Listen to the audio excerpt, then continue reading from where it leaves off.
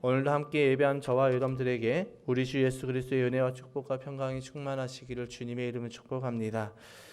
오늘 우리 본문의 말씀을 통하여서 사역을 분담하다라는 제목으로 함께 하나님의 말씀을 나눠보고자 합니다. 우리 지난주의 말씀은 우리가 예배를 새롭게 디자인하다, 그리고 이번 주는 우리가 사역을 분담하다, 그래서 계속해서 하다 시리즈로 지금 말씀을 전하고 있는데, 우리가 이것을 하긴 예배를 새롭게 디자인하고 사역을 분담하는 그 이유는 우리 교회가 가정교회로서 전환되는 데 있어서 꼭 필요한 과정이고 꼭 필요한 그 일들이기 때문에 우리가 이것을 하게 되는 것입니다. 그래서 내 마음에 좀 부딪힘이 있더라도 좀 이렇게 왜 이러지라고 그렇게 넘기시는 것이 아니라, 부딪힌다는 것은 하나님께서 지금 내 마음을 만지시고 작업하시는 과정이기 때문에 그렇게 우리가 받아들이고 순종하는 저희들이 되었으면 좋겠습니다.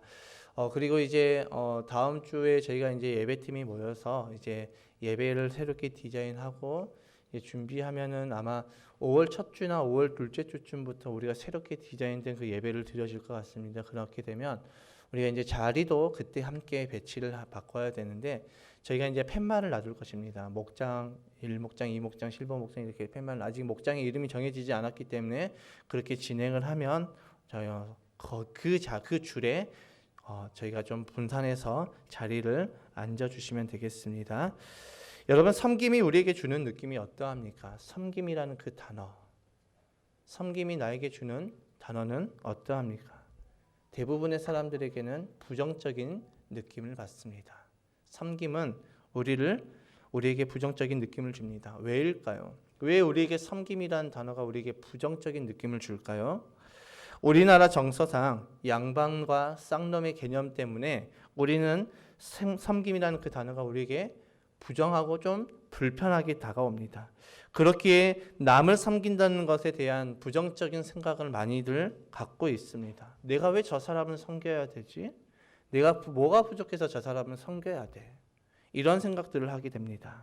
또 두 번째는, 섬김이 우리에게 주는 느낌은 하기 싫다라는 느낌을 줍니다. 섬기는 것에 대해서 어려워하고 하기 싫어합니다.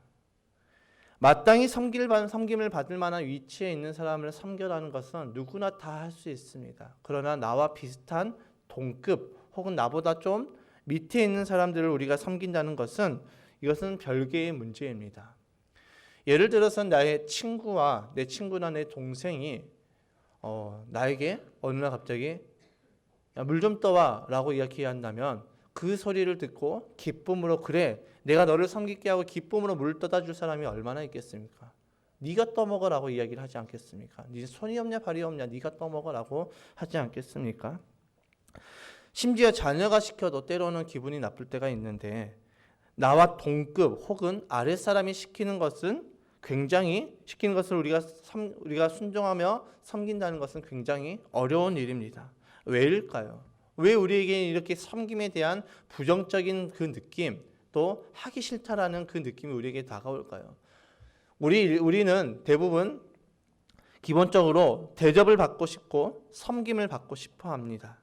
그런 마음이 있기 때문에 누구나 다 섬김에 대하여서 좀 부정적이고 하기 싫어하는 마음이 먼저 찾아옵니다. 그렇다면 우리만 그럴까요? 오늘 이 시간 예배하는 저와 여러분들만 그럴까요? 제자들은 어땠을까요? 제자들도 마찬가지였습니다. 제자들도 섬김을 받고 싶어 했습니다. 제자들도 마찬가지로 그들도 섬김을 받고 싶어 했다라는 것입니다.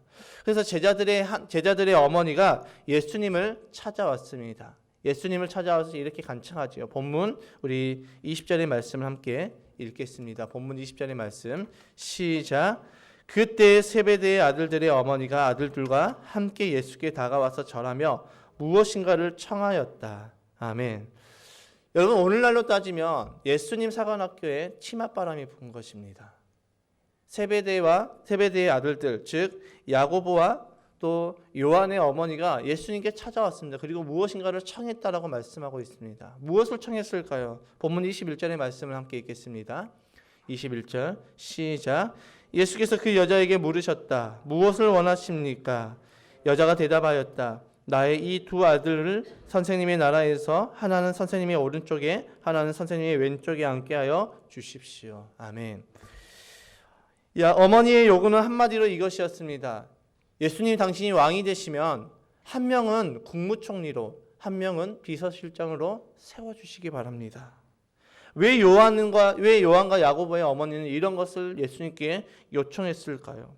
그것을 요구하는 그 의도와 목적이 무엇이었을까요? 섬김을 받고 싶었던 것입니다. 높은 자리에 올라가서 대접을 받고 싶었던 그들의 의도와 목적이 있었습니다. 12명의 제자들 중에서 그들은 가장 으뜸이 되고자 하였던 것입니다. 이 장면을 목격한 제자들의 반응은 어떻습니까? 제자들의 반응은 굉장히 기분 나빠하는 반응들이 보입니다. 24절의 말씀을 함께 읽겠습니다. 시작. 10 제자가 이 말을 듣고 그 두 형제에게 분개하였다. 아멘. 분위기가 갑자기 싸해졌습니다. 전문용어로 말하면 갑분싸죠. 갑자기 분위기가 싸해졌습니다. 왜 싸해졌습니까? 기분이 나쁜 것입니다. 나머지 10명이 기분이 나쁜 것입니다. 왜 기분이 나빴을까요? 제자들은 왜 기분이 나빴을까요? 여기에 우리는 두 가지를 우리가 찾아볼 수가 있습니다. 첫 번째는 그들도 대접받고 싶어 했다는 것입니다. 야고보와 요한을 섬기기 싫었던 것입니다. 야고보와 요한이 높은 자리에 가면 정말 우리 시대로 말하면 국무총리와 비서실장이 되면 그들을 섬겨야 되기 때문에 기분이 나빴던 것입니다. 어머니의 간증을 듣고 그들은 어쩌면 그들 가운데 그 야고보와 요한이 굉장히 미워지는 그런 마음이 들어왔을지도 모릅니다. 내가 왜 그들은 섬기기 싫었을까요? 왜 나머지 10명의 제자들은 섬기기 싫었던 것일까요? 왜 또 야고보와 요한은 섬김을 받고 싶었을까요? 내가 더 섬김을 받고 싶기 때문에 이 10명의 제자들은 기분이 나빴던 것입니다. 내가 그들을 섬기는 것이 아니라 저들이 나를 섬겨주기를 원했던 것입니다. 12명의 제자들이 다 똑같은 마음이었습니다. 나는 섬기기 싫어. 그런데 섬김받는 것은 좋아. 두 번째 이유는 무엇이었습니까? 자존심이 상했습니다. 기분이 나쁜 것은 우리가 왜 기분이 나쁩니까? 나의 자존심이 상했다라는 것입니다. 내 자존심에 뭔가 걸리는 것이 있다라는 것입니다. 자기들과 똑같은 제자 신분이었는데 섬겨야 하다니. 이게 웬 말이야? 똑같은 제자 아니야? 어쩌면 그들 가운데 이 야고보와 요한을 바라보면서 그래, 내가 그래도 쟤네들보다는 좀 낫지 라고 생각하는 사람이 분명히 있었을 것입니다. 내가 그래도 저들보다는 낫다라고 생각하는 자들이 분명히 있었다라는 것입니다. 그런데 치사하게 엄마 찬스를 써. 야, 누구는 엄마 없어? 라고 생각하면서 기분이 굉장히 나빴다는 것입니다. 쟤네 뭐야? 기분 나빠 정말. 짜증나 하면서 그 제자들의 그 자존심에 스크래치가 심하게 난 것입니다. 똑같은 제자인데 어쩌면 나보다 못한 그 요한과 야고보를 섬겨야 되다니 나는 못해 라고 생각을 하고 있는 것입니다. 그래서 그들은 기분이 나빴던 것입니다. 여러분, 그런데 지금의 이 시대가 그렇지 않습니까? 섬김의 자리는 왠지 내가 손해보는 것 같습니다. 섬겨야 하면 왠지 내가 낮은 사람이 된 것처럼 낮은 사람으로 만든다고 생각합니다. 그러니 섬김을 싫어합니다. 그러다 보니 섬김보다는 대접을 받고 싶어 합니다. 섬김을 받고 싶어 합니다. 대접을 받으려면, 내가 섬김을 받으려면 어떻게 해야 되는가 골똘히 생각해 보니까 정답은 내가 높은 자리에 올라가면 되겠구나. 그래서 수많은 사람들이 성공하고 이 높은 자리에 올라가려고 합니다. 그래서 오늘날 이 시대 수많은 사람들이 성공과 그 높은 자리를 바라보면서 열심히 달려가는 그 이유는 대접받기 위함입니다. 섬김받기 위함입니다. 남들에게 인정받고자 하는 것이 목적이라는 것입니다. 무시당하지 않고 대접받기 위해서는 성공해야 된다. 내가 무시당하지 않고 대접받기 위해서는 내가 높은 자리 위치에 올라가야 된다. 내 자녀들이 무시당하지 않고 섬김받기 위해서는, 대접받기 위해서는 내 자녀들이 무조건 좋은 대학교를 가야 되고 좋은 직장에 가야 되고 높은 위치에 있어야 된다. 그래서 오늘날 수많은 사람들이 그것들을 바라보며 달려가고 있다는 것입니다. 여러분, 만약에 그 논리대로라면 가장 높은 사람이 섬김과 대접을 받는 것이라면 역사상 가장 대접받고 섬김받아야 될 분이 누구이실까요? 바로 예수님이십니다. 예수님은 어떻게 말씀하셨을까요? 이 섬김을 받는 것에 대해서 예수님께서는 어떻게 말씀하셨을까요? 일반적으로 우리는 가장 높은 자리에 있으면 섬김을 받을 수 있다라고 생각을 합니다. 아니, 세상에서 이미 그렇게 되고 있습니다. 높은 사람이 섬김받는 것, 높은 사람이 대접받는 것. 그래서 뭐 기업의 총수가 어디 자리를 가면 어떻습니까? 아이고, 우리 회장님 오셨습니까? 라고 하지 않습니까? 그런 세상이 되었습니다. 그래서 수많은 사람들이 이미 그렇게 가고 있습니다. 내가 성공해야지, 내가 높은 자리에 올라가야지, 나는 섬김받고 대접을 받을 수 있어라고 생각을 하고 있습니다. 그래서 으뜸이 되고자, 성공을 하고자, 높은 자리에 올라가고자 남들에게 약점을 보이면 안 되고, 다른 사람들의 약점을 우리가 발견하게 되면 그 약점을 이용해서 그 사람을 찍어 누르고 어떻게든 생존하여서 성공의 자리에 가려고 몸부림을 치고 있습니다. 지금의 이 시대가 그러고 있습니다. 과거의 개그 콘서트에서 우리 박성광 씨가 이제 밀었던 유행어가 있죠. 1등만 기억하니 더러운 세상. 지금의 이 세상은 1등만 기억하는 세상이 되었습니다. 2등은 필요가 없습니다. 올림픽에서 아무리 죽기 살고 해서 살고 뛰어서 은메달, 동메달 타봤자 기억하지 않습니다. 금메달만 기억하는 시대가 되었습니다. 왜 그렇게 다 성공의 자리에 가려고 할까요? 그것이 으뜸이 되는 방법이기 때문입니다. 그런데 예수님은 이 으뜸이 되는 방법에 대해서 우리와는 조금 다르게 말씀하십니다. 본문 27절의 말씀을 함께 읽어보겠습니다. 시작. 너희 가운데서 으뜸이 되고자 하는 사람은 너희의 종이 되어야 한다. 아멘. 여러분, 우리는 으뜸이 되려면 남들보다 더 높은 위치에 있어야 된다고 생각하는데 예수님께서는 뭐라고 말씀하고 있습니까? 너희가 으뜸이 되려면, 으뜸의 그 자리에 가려면 너희가 종이 되어야 된다고 말씀하고 있습니다. 야, 섬김이라는 단어만 들어도 기분이 나쁜데 심지어 이제 노골적으로 종까지 되라고 하니까 예수님의 말씀을 도무지 이해할 수가 없습니다. 그러면서 예수님은 당신이 이 땅에 오신 이유를 분명하고 정확하게 말씀하시지요. 어떻게 말씀하셨습니까? 본문 28절의 말씀 함께 읽겠습니다. 시작. 인자가 섬김을 받으러 온 것이 아니라 섬기러 왔으며 많은 사람을 위하여 자기 목숨을 몸값으로 치러주려고 왔다. 아멘. 높은 자리에 있는 사람이 섬김을 받는 것은, 섬김을 받고 가장 능력이 있는 사람이 섬김을 받는 것이라면 예수님께서 단연코 으뜸이십니다. 가장 섬김을 받으셔야 될 분이셨습니다. 그런 예수님께서는 제자들에게 야, 내가 섬김 받으러 왔으니까 너희들은 나를 다 섬겨. 내 앞에 조아리고 머리를 숙이라라고 말씀하시지 않고 나는 섬김을 받으러 온 것이 아니라 도리어 너희들을 섬기러 왔다라고 말씀하고 있습니다. 심지어 그 섬김의 그 끝이 어디라고 말씀하고 있습니까? 나의 목숨이라고 말씀하고 있습니다. 그리고 예수님께서는 실제로 자신의 목숨을 내어주시면서까지 우리를 섬기셨습니다. 제자들을 섬기셨습니다. 그 섬김을 통하여서 우리가 어떻게 되었습니까? 하나님의 자녀가 되었습니다. 예수님의 그 섬김을 통하여서 우리의 신분이 완전하게 바뀌었습니다. 우리식으로 표현하자면 예수님의 그 섬김을 통해서 우리를 성공시켜 주셨습니다. 예수님의 섬김을 통해서 우리가 배울 수 있는 것이 무엇일까요? 이 예수님의 그 모습을 통해서 우리가 배울 수 있는 것이 무엇일까요? 섬김은 종이 되는 것이 아니라 남을 성공시켜 주는 것입니다. 그러니까 내가 섬기는 것은 내가 그 사람의 종이 되는 것이 아니라 내가 그 사람을 등에 세워서 그 사람을 세워주는 것, 그것이 성경이 말하는 섬김이라는 것입니다. 예수님께서는 섬김을 받으러 오신 것이 아니라 도리어 섬기러 오셨다라고 말씀하셨습니다. 이 말은 곧 나는 너희를 세우러 이 땅에 내려왔다라고 말씀하시는 것입니다. 그리고 예수님께서는 그 말씀대로 제자들을 세우셨습니다. 그들을 세우셨습니다. 제자로 세우셨고 사도로 세우셨습니다. 그 예수님의 섬김과 또 사랑을 받은 그 제자들은 사도로서 복음의 증인으로서 세워졌습니다. 물론 그들이 연약해서 넘어질 때도 있었지요.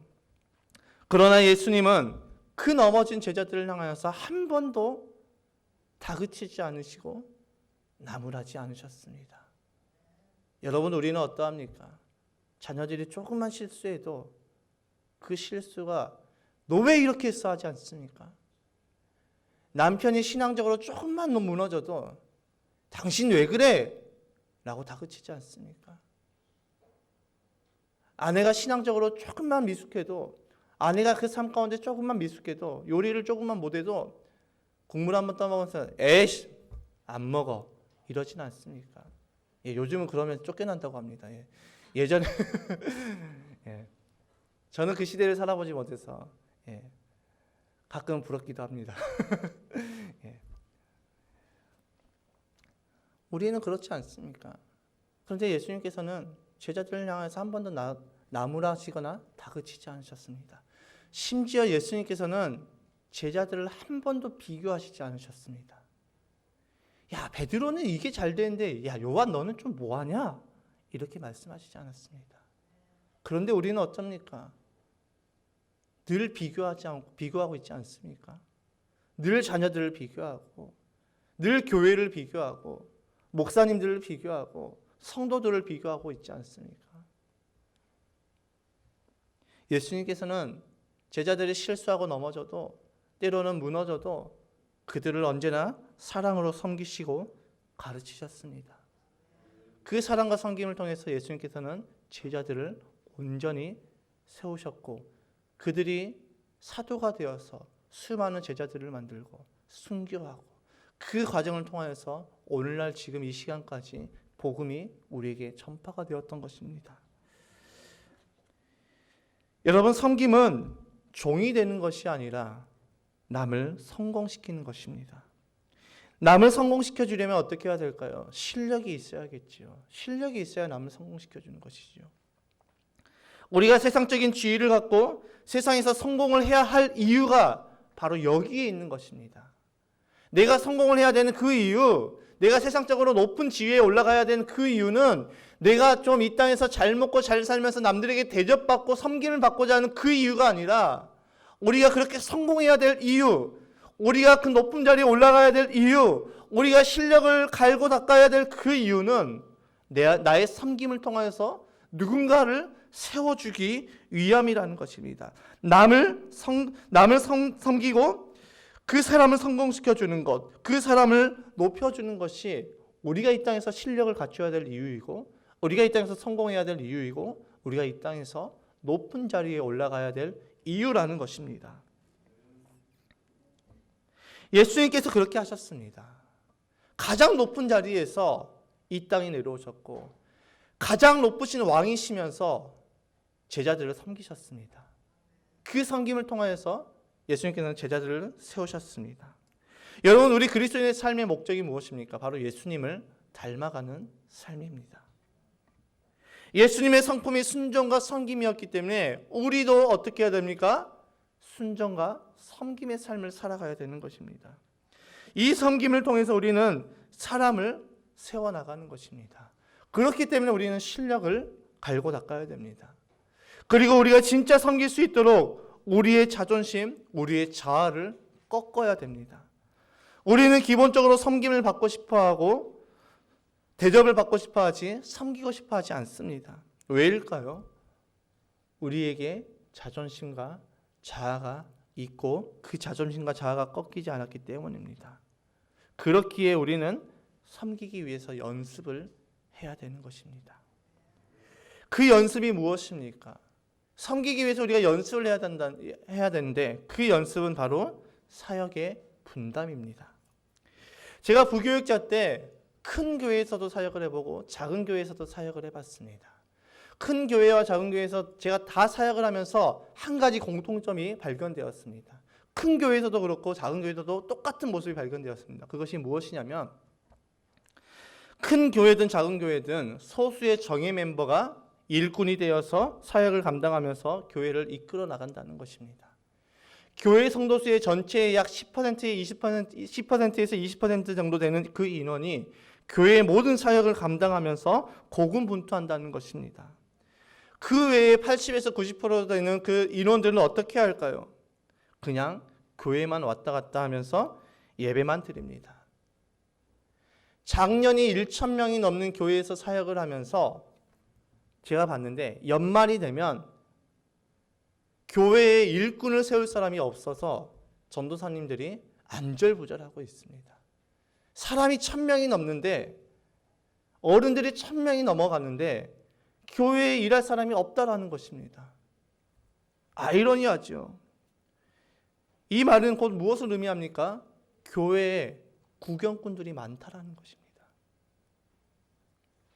신앙생활은 해야 되긴 하고 섬기기는 싫고, 그러니 그냥 조용히 예배만 왔다 갔다 하면서 예배만 드리고 가는 것입니다.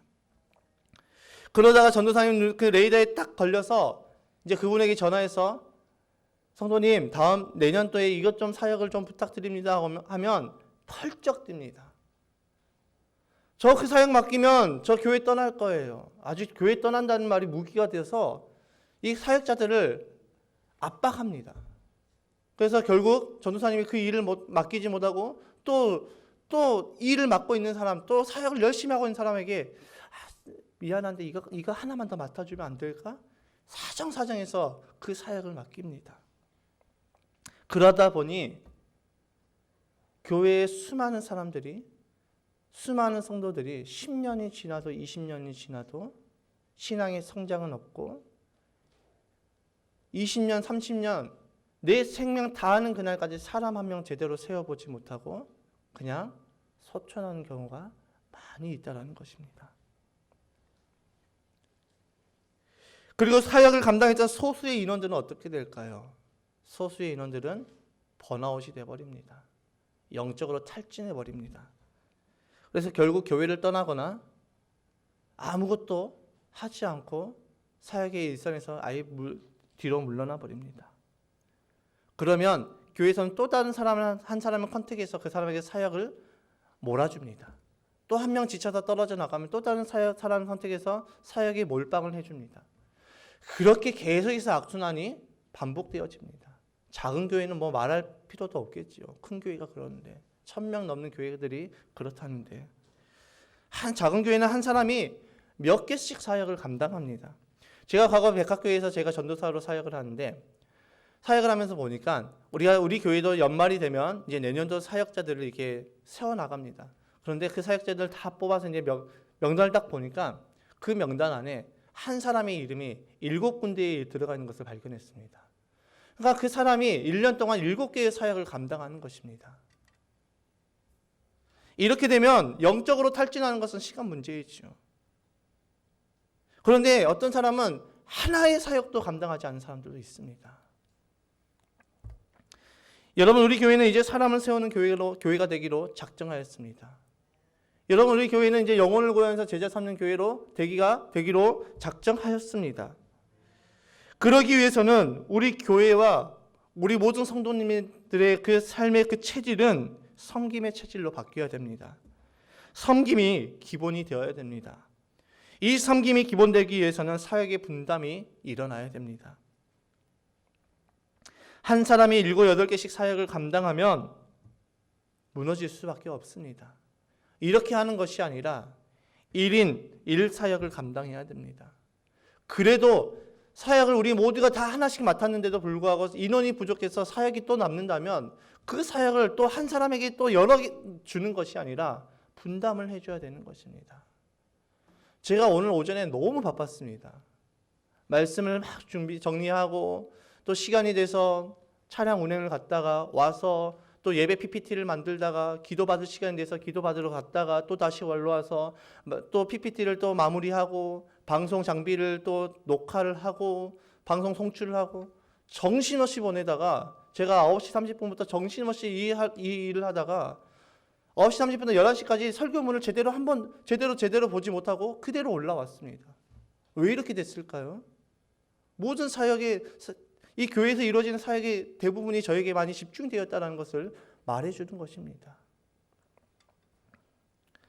우리는 1인 1사역을 감당해야 됩니다. 그래도 인원이 부족하면 그 사역을 또 우리는 분담해야 됩니다.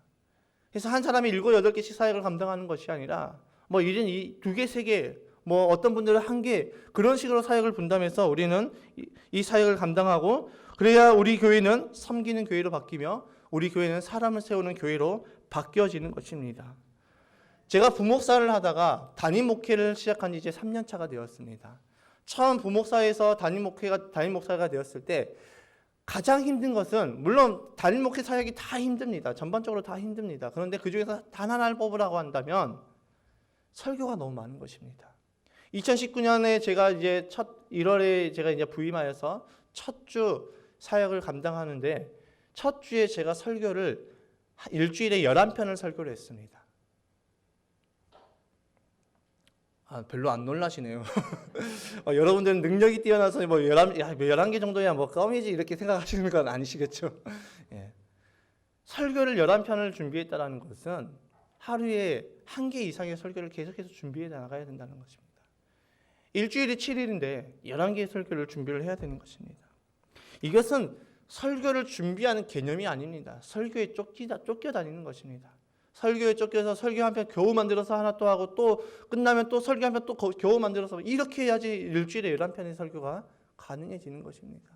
그래서 설교를 줄이기로 좀 결정하고, 우리 원로 목사님께 말씀을 드리고 우리 장로님께 말씀을 드려서, 주일날 새벽을 보니까 저와 원로 목사님 두 분이서 나와서 새벽 예배를 드리는데 굳이 이 예배를 드릴 필요가 있을까?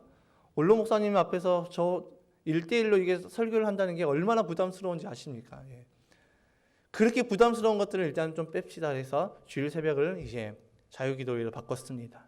그리고 금요 철야 예배가 이제 목장 모임으로 바뀌어지면서 이제 설교가 일주일에 줄어서 9개가 되었습니다. 그래도 많죠. 그래서 많은데 작년 초에 코로나가 터지면서 우리 중고등 주일학교 예배와 주일 오후 예배가 사라졌습니다. 없어졌습니다. 그래서 이제 설교가 줄어서 일주일에 7개의 설교를 준비하는데, 이 7개도 결국은 하루에 한 편씩을 꼬박꼬박 준비를 해야 되는 것입니다. 쉬는 시간이 없습니다.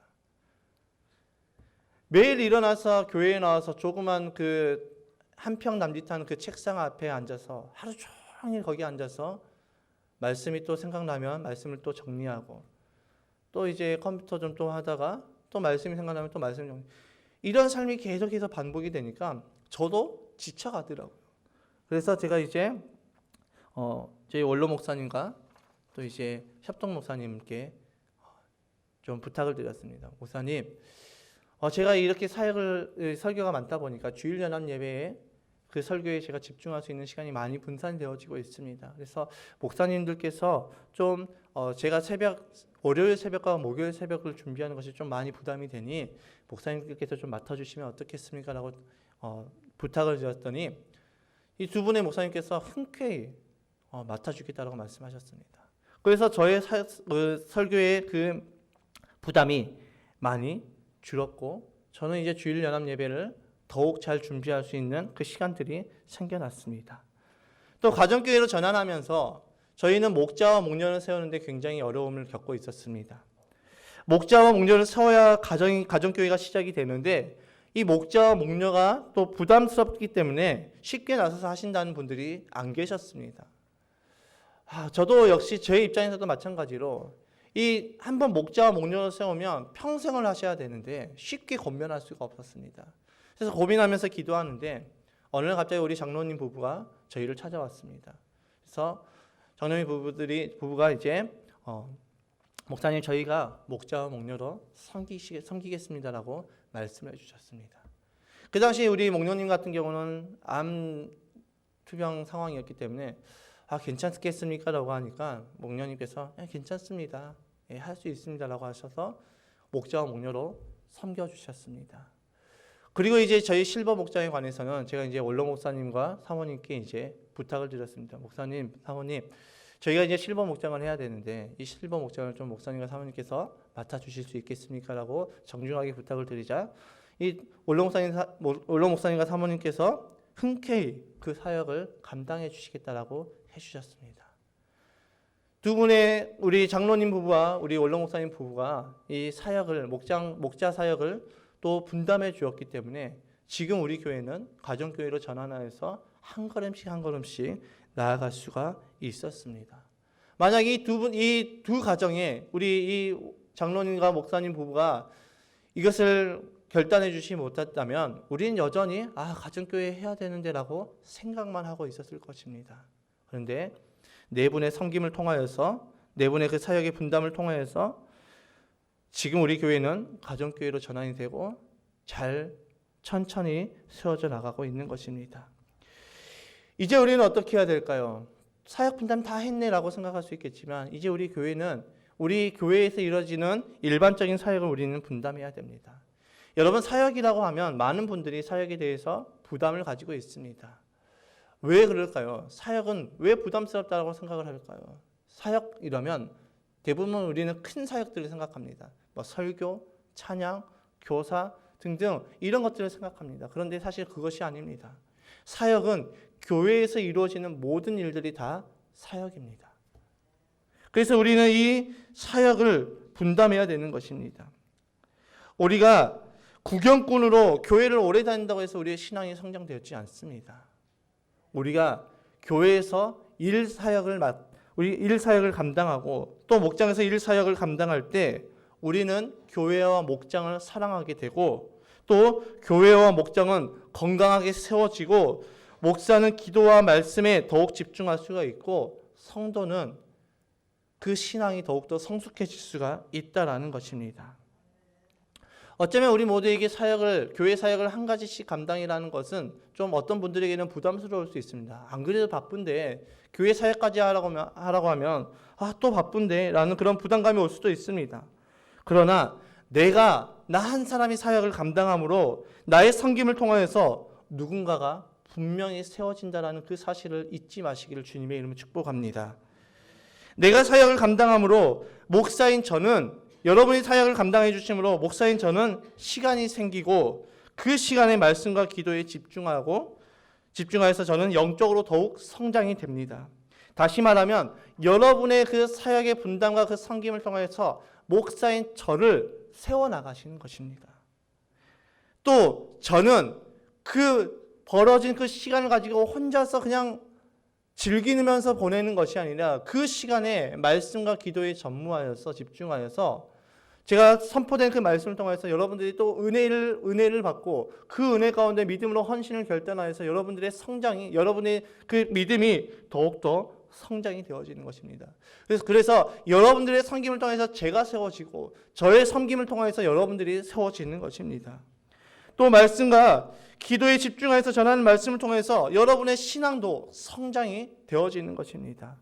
그리고 신앙으로 성숙된 우리의 섬김을 통하여서 이제는 믿지 않은 영혼들이 예수님을 믿고 제자가 되어서 하나님의 거룩한 자녀가 되는 믿지 않은 영혼들을 세워나가는 우리 모두가 되는 것입니다.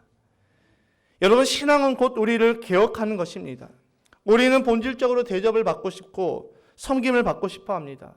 그러나 이것을 개혁하여서 내가 섬김의 자리로 나아가고 내가 사역을 분담하여 섬길 때에 우리의 신앙이 성숙되어지는 것입니다. 바울이 고린도 교회를 향하여서 너희가 전도도 잘하고 하나님에 대해서 변증도 잘하고 또 영적인 체험도 많이 하고 은사도 많이 있고 은사도 풍성하고 성경적인 그 지식도 굉장히 풍성해졌지만 너희는 아직 어린아이야 라고 표현하고 있습니다. 너희는 아직 육에 속한 사람이라고 표현하고 있습니다. 여러분, 오늘날 이런 사람이 있다고 생각해 보십시오. 성경적인 지식도 많고 은사도 많고 은사적인 체험도 많고 또 전도도 잘하고 하나님에 대해서 변증도 잘한다는 사람을 우리는 바라보면서 우리는 어떻게 이야기하겠습니까? 저 사람 영적으로 정말 뛰어나다라고 이야기를 하는데 바울은 전혀 그렇게 말하지 않습니다. 너희는 아직 어린아이다. 너희는 아직 육에 속한 사람이다라고 이야기를 하고 있습니다. 왜 그럴까요? 고린도 교회 안에 시기와 질투 때문에 그 교회가 분열이 일어났기 때문입니다. 오늘 제자들도 야고보와 요한의 어머니가 예수님께 간청을 했을 때 그들은 기분 나빠했습니다. 왜일까요? 자신들이 섬김을 받고자 했는데 예수님께서 그 어머니의 청을 들어주는 그 순간 이제 자신들은 요한과 야고보를 섬겨야 했기 때문입니다. 자존심이 상해서 기분이 나빴습니다. 자존심이 깨어지지 않으니까 공동체 안에 자꾸 분열의 감정들이 들어오는 것입니다. 우리가 영적으로 성장하고 영적인 사람이 된다는 것은 성경의 지식을 많이 알고 영적인 체험도 많이 하고 전도도 많이 했다고 영적인 사람이 되는 것이 아닙니다. 우리의 자존심이 깨져야 하는 것입니다. 그런데 대부분의 크리스천들이 나는 내 자아와 내 자존심은 깨졌어라고 착각하고 있다는 것입니다. 어느 한 여자 성도가 목사님께 이렇게 질문했습니다. 목사님, 제가 거울을 볼 때 저도 모르게 너 참 예쁘다라는 소리가 나오는데 목사님 이거 교만이지요? 라고 질문을 했습니다. 그러니까 목사님께서 이렇게 대답하셨습니다. 자매님, 그것은 교만이 아니라 착각입니다.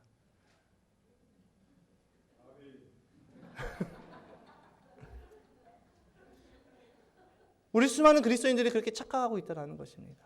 나는 자존심도 깨졌고 내 자아도 깨졌고 나 정도면 훌륭하지.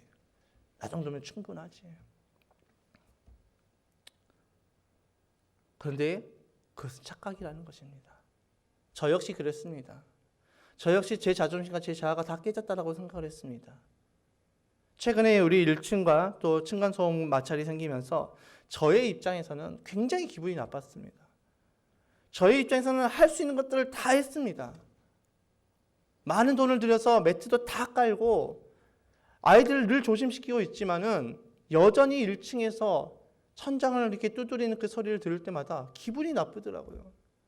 늦은 시간이라면 저희도 이해를 하는데 오전 10시, 오후 3시, 오후 4시 이 사람이 한참 활동할 때 저희가 주중에는 항상 나가 있기 때문에 주말에 그것도 토요일날, 주일날 그렇게 좀 움직였다고 아이들이 계속 뛰어다니는 것도 아니고 잠시 자리에 앉을 때 좀 세게 앉으면 쿵 하니까 밑에서 계속해서 반응이 올라오는 것입니다. 기분이 굉장히 나쁘더라고요. 아니 그럼 우리는 뭐 어떻게 해야 돼? 숨만 쉬고 살아야 돼? 우리 뭐 공중에 떠다녀야 돼? 막 기분이 나빠서 막 화가 나더라고요. 그러니까 제 안에 화와 혈기가 계속해서 가득 찼습니다. 그래서 지난주 한 주간 제가 좀 화가 많이 났던 그 한 주였습니다. 누가 한 명만 걸려봐라고 했는데 이상하게 그 한 명이 안 걸리더라고요. 네. 그러는데 제가 지난주에 이제 생명의 삶을 준비하고 또 이번 주 이 말씀을 준비하면서 또 제가 저녁에 너무 화가 나서 잠이 안 와서 이제 말씀을 한 편 듣기 시작했습니다. 이찬수 목사님의 그 말씀을 듣는데 이 말씀을 통하여서도 생명의 삶을 통하여서도 오늘 이번 주 메시지를 준비하면서도 끊임없이 성령께서 이 부분을 말씀하시는 거예요. 야, 그래도 네가 섬겨라. 성령께서 끊임없이 저에게 말씀하시는 거예요. 하나님, 저 못 섬겨요. 하나님, 우리가 할 수 있는 건 다 했잖아요. 그래도 저들이 좀 너무한 거 아닙니까? 라고 제가 좀 막 반항하면서 못 섬기겠다라고 했습니다. 그런데 사람하고 만나서 이야기를 할 때마다 말씀을 들을 때마다 계속해서 성령께서 저에게 말씀하십니다. 네가 섬겨라. 제 자존심에서 하나님 저 자존심이 너무 상해서 못하겠어요. 그래도 섬겨라. 그래서 제가 어쩔 수 없이 울며 겨자 먹기로 이제 편의점에 가서 12개짜리 들어있는 병으로 12개짜리 들어있는 그 음료수를 사서 이제 그분을 찾아갔습니다. 1층에 찾아갔는데 안에서 분명 소리는 들리는데 벨이 고장나서 소리가 안 들리는가 나오질 않더라고요. 그래서 다시 올라가서 제가 쪽지를 적었습니다. 층간소음 때문에 정말 죄송합니다. 저희도 한다고 했지만은 저희가 매트 시공을 했음에도 불구하고 똑같이 1층에서 두드리는 그 소리 때문에 저희도 속이 상하고 기분이 좀 좋지 않아서 제가 미리 찾아뵙지 못했습니다라고 말씀을 드리면서 저희도 최선을 다해서 조심시키겠습니다. 그러니 1층에서도 조금만 더 이해해 주시기를 부탁드립니다라고 쪽지를 적어서 가져다 놓았습니다. 한 30분에서 1시간 정도 지났을까 제가 한번 밑에 살짝 확인했더니 그것을 가지고 들어가셨더라고요. 그때부터 제 마음이 평안해졌습니다. 그때부터 제 마음의 화가 누그러졌습니다.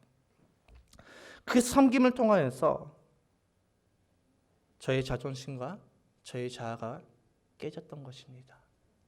이것이 섬김의 능력입니다. 저는 제 자존심과 제 자아가 깨졌다라고 생각을 했습니다. 그래, 나 정도면 괜찮지. 나 정도면 성격 괜찮지. 그런데 그것은 저의 착각이었던 것입니다. 여러분, 우리가 가만히 교회만 다닌다고 해서 예배만 드린다고 해서 우리의 자존심과 우리의 자아가 깨지는 것이 아닙니다. 이것을 깨뜨리는 훈련을 해야 되는 것입니다. 여러분, 그 훈련이 무엇입니까? 바로 섬김입니다. 그래서 이 섬김 역시도 훈련이 있어야지, 훈련을 해야지 우리가 섬길 수 있습니다. 그 섬김의 훈련이 바로 사역의 분담입니다. 사역의 분담을 통해서 우리는 섬기는 훈련을 할 것이고, 그 섬김을 통해서 우리의 자존심, 우리의 자아가 깨지고 우리는 영적으로 성장이 됩니다. 결론입니다. 여러분, 예수님께서는 분명하게 말씀하셨습니다. 뜬구름 잡게 말씀하시지 않고 분명하고 정확하게 말씀하셨습니다. 내가 이 땅에 온 것은 섬김을 받으러 온 것이 아니라 도리어 너희들 섬기러 왔다라고 말씀하셨습니다. 예수님께서 이 땅에 오신 목적은 우리 그리스도인들이 이 땅에서 살아가야 되는 그 모습과 동일합니다. 우리도 이 땅에서 살아가는 것은 내가 섬김을 받기 위해서 이 땅에서 살아가는 것이 아니라 내가 섬기기 위해서 이 땅에서 살아가는 것입니다. 내가 섬김을 받기 위해서 내가 성공하는 것이 아니라 내가 섬기기 위해서 내가 성공하는 것이다. 내가 섬김을 받기 위해서 높은 자리에 올라가는 것이 아니라 내가 섬기기 위해서 높은 자리에 올라가야 되는 것입니다. 그 자리에서 우리가 섬길 때 우리는 사람을 세워나갈 수 있고 그 사람을 성공시킬 수가 있습니다.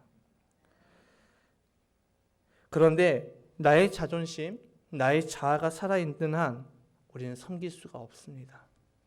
그래서 우리는 이것을 깨뜨리는 훈련을 해야 됩니다. 그 훈련의 시작이 바로 사역의 분담입니다. 신앙은 구경한다고 성장되지 않습니다. 수십 년 교회를 왔다 갔다 해도 구경꾼으로서는 신앙이 성장되지 않습니다. 우리가 섬길 때 우리는 성장이 됩니다.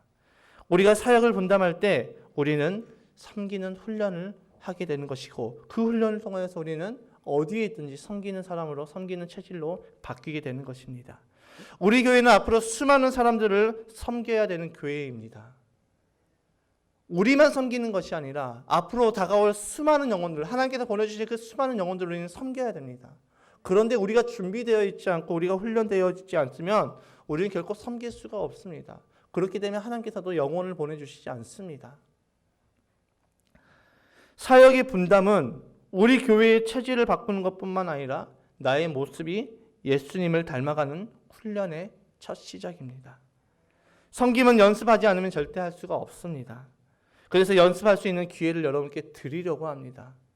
제발 부탁드리는데 거절하지 마시기 바랍니다.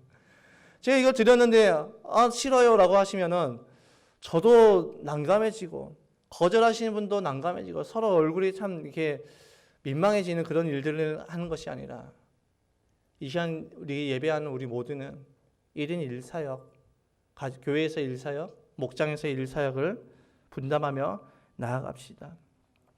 사역은 절대 큰 것만을 말하는 것이 아닙니다. 지금 교회에 필요한 사역들을 세세하게 나누고 있습니다. 쓰레기통이 가득 차면 그 쓰레기통을 비우고 새로운 비닐로 갈아 끼우는 사역. 예배 전에 올라와서 불을 켜주고 에어컨이나 난방을 틀어주고 예배가 끝나면 불을 꺼주는 사역. 본당에 쓰레기가 떨어져 있으면, 교회에 쓰레기가 떨어져 있으면 쓰레기를 들어서 버려주는 사역. 화장실 휴지를 갈아주는 사역. 릴리카페 커피 머신에 물이 부족하면 물을 넣어주고 커피 머신을 담당해주는 사역. PPT를 만들어주는 사역. 수많은 사역들이 교회 안에 있습니다. 이 사역을 분담하며 나갈 때 나는 못해요가 아니라 잘할 수 없지만 해보겠습니다라고 그 사역을 감당하는 저와 여러분이 되시기를 주님의 이름으로 축복합니다. 그래서 한평생 교회만 왔다 갔다 하는 신앙이 아니라 교회를 섬기고 사람을 섬기고 빕스를 섬겨서 사람을 세우는 저와 여러분의 삶이 되시기를 주님의 이름으로 축복합니다.